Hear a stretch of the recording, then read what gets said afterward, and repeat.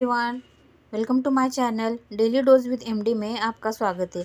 आज की कहानी का नाम है अपने कर्मों का फल इसी जन्म में भुगतना पड़ेगा। मेरा नाम रोहित शुक्ला है। मेरे पिता और मेरी माँ की अरेंज मैरिज हुई थी। शादी के कुछ सालों तक तो सब ठीक था, लेकिन शादी के 5 साल के बाद मेरी माँ को पता चला कि मेरे पिता का किसी और लड़की के साथ अफेयर है।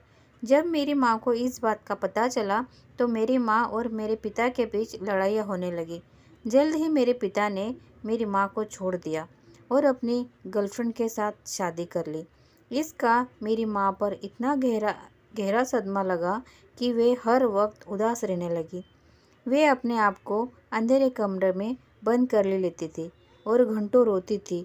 उस दिन के बाद मुझे मेरे पिता से नफरत हो गई थी, क्योंकि मेरे पिता ने अपने स्वार्थ के लिए मुझे और मेरी माँ को धोखा दिया था। मेरे पिता का अच्छा खासा बिजनेस था और इसीलिए वो और उनकी दूसरी पत्नी अमेरिका में जाकर बस गए। मेरे दादा दादी यह दिल्ली में रहते थे और वो भी अपने बेटे से नाराज़ थे, लेकिन वो उससे बात ज़रूर करते थे, क्योंकि मेरे पिता उन्हें हर महीने पैसे भेजते थे। समय बीतता गया और मेरी माँ की हालत बद से बदतर हो गई। उनका बहुत इलाज करवा गया, लेकिन वो डिप्रेशन में रहती थी। वो अपना रिश्ता टूटने के गम से बाहर ही नहीं निकल सकी।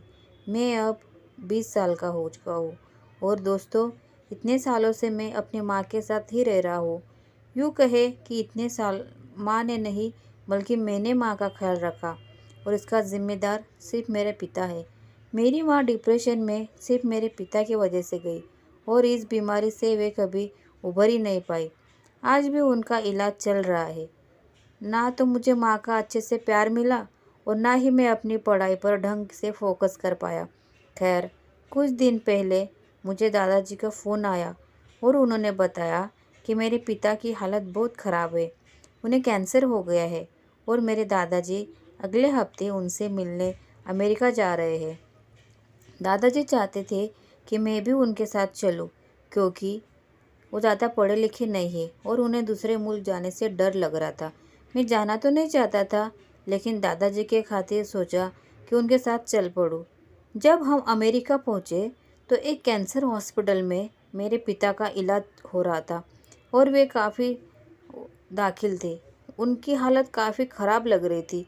वहाँ जाकर हमें पता चला कि मेरे पिता की दूसरी पत्नी उनकी बीमारी जानने के बाद उन्हें छोड़कर चली गई और उसने धोखे से मेरे पिता की सारी संपत्ति अपने नाम करवा ली। मेरे पिता का बिजनेस भी डूब चुका था और बीमारी पर खर्चा भी बहुत हो रहा था। मेरे पिता ने मुझे अपने पास बुलाकर मुझसे अपने किए की माफ़ी भी मांगी। उनकी ये हालत देखकर मैं समझ गया कि ये मेरी माँ की बद्दुआ ही है।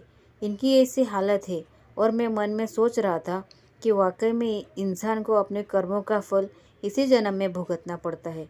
आज 1 साल के बाद भी मेरे पिता की हालत काफ़ी ख़राब है और सभी डॉक्टर ने जवाब दे दिया कि कुछ महीने में ये नहीं रहेंगे। मैं ना खुश हूँ और ना ही दुखी हूँ। बस ये सोचता हूँ कि काश मेरे पिता ने मेरी माँ को धोखा ना दिया होता, तो आज हमारा परिवार कितना खुश होता। तो फ्रेंड्स, आपको ये कहानी कैसी लगी प्लीज़ कमेंट में बताइएगा, और कहानी अगर अच्छी लगी हो तो वीडियो को लाइक, शेयर और सब्सक्राइब ज़रूर करिएगा। Thanks for watching.